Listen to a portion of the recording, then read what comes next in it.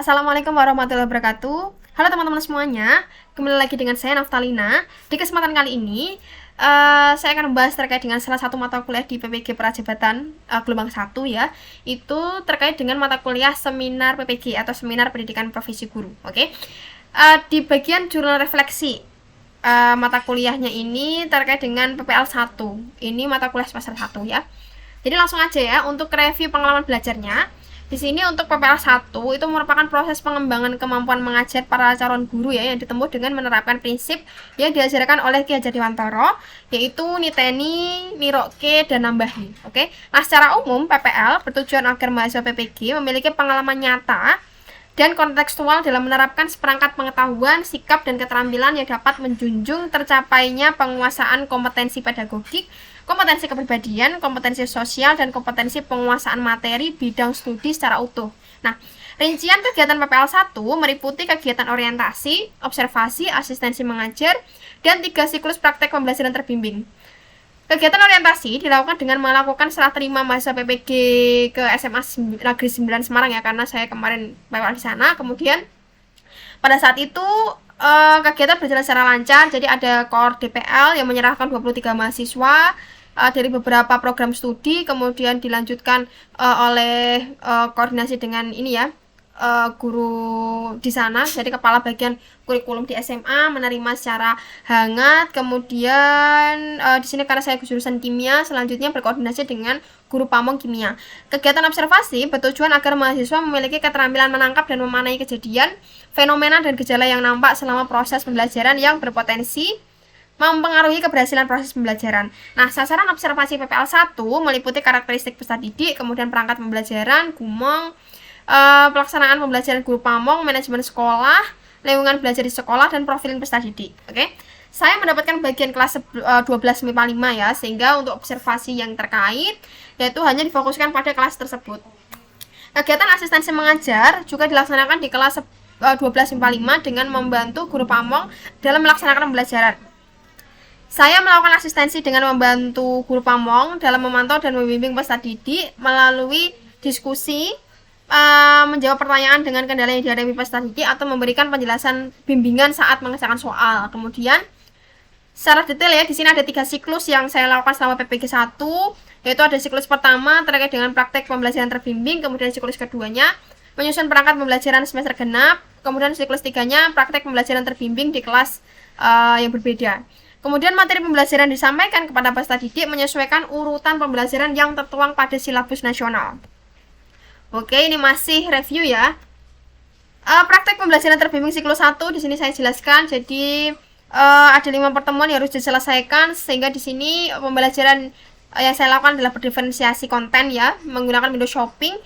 Kemudian materinya adalah materi senyawa karbon, model pembelajarannya PBL, problem based learning. Baik pada siklus 1 dan siklus 3 itu pembelajaran menggunakan metode eksperimen dengan melakukan praktikum secara berkelompok di lab. Oke. Nah, pada pelaksanaan PPL 1 di SMA 9 Semarang, guru pamong tidak hanya membekali mahasiswa di sini ya, akan tetapi juga membekali kami terkait dengan beberapa pengalaman yang baru ya, terkait dengan metode pembelajaran, kemudian teknologi yang digunakan, penyusunan soal sumatif, bagaimana cara mengoreksi, melaporkan hasil pembelajaran, menganalisis butir soal, kayak gitu. Banyak sekali yang kami pelajari.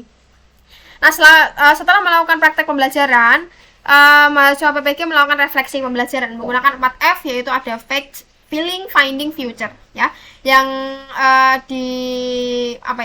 yang diucapkan di depan gumong ya, kayak kita merefleksi selama pelaksanaan PPL PPG itu bagaimana di depan gumong, guru pamong ya. Kemudian refleksi pengalaman belajar yang dipilih, di sini ada beberapa pertanyaan yang harus dijawab ya.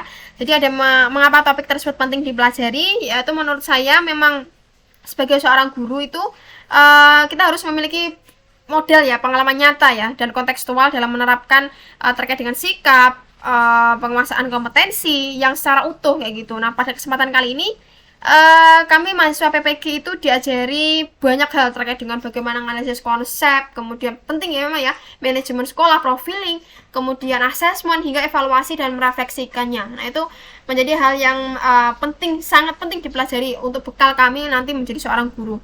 Kemudian bagaimana saya mempelajari topik ini, di sini kaitannya dengan mata kuliah yang pernah diajari sebelumnya ya, ketika kuliah ya. Jadi yang saling terhubung itu ada PPA 1, yaitu ada prinsip pengajaran dan asesmen yang efektif 1.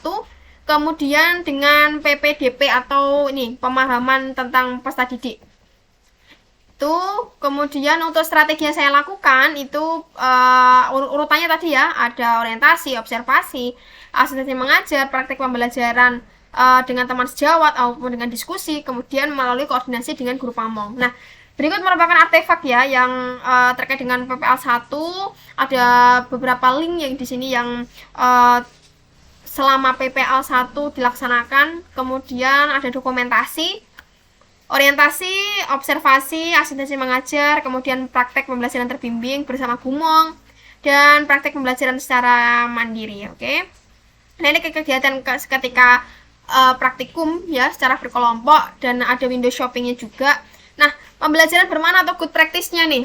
Jadi pada kesempatan PPL ini mahasiswa itu dapat mempelajari secara langsung ya bagaimana kondisi sekolah, kemudian manajemen, profiling, perencanaan pembelajaran, hingga mengevaluasi dan merefleksikannya. Nah, cara yang digunakan ini itu memang harapannya nanti akan saya terapkan juga ketika nanti di sekolah ya.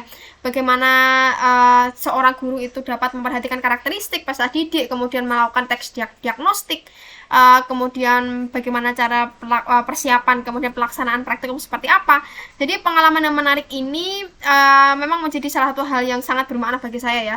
Dan rasa ingin tahu siswa pun juga di sini bisa dilihat gitu.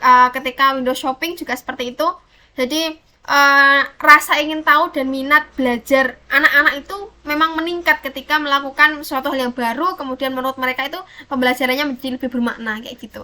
Jadi menurut saya itu memang pengalamannya sangat berharga. Oke, nah itu aja sih intinya untuk di PPL 1 ya, jurnal refleksi praktek pengalaman lapangan ya 1 di semester 1, khususnya pada mata kuliah seminar pendidikan profesi guru. Sekian pemaparan dari saya ya, atau pembahasan kali ini. Oke. Jangan lupa teman-teman untuk like, comment, dan subscribe ya. Jangan lupa klik lonceng notifikasinya agar teman-teman tidak ketinggalan terkait dengan video terupdate dari saya. Semoga bermanfaat ya teman-teman semuanya. Semangat terus karena PPG kita mau selesai ya sebentar lagi. Semangat terus untuk teman-teman semuanya ya. Saya tutup. Wassalamualaikum warahmatullahi wabarakatuh. See you in the next video, oke?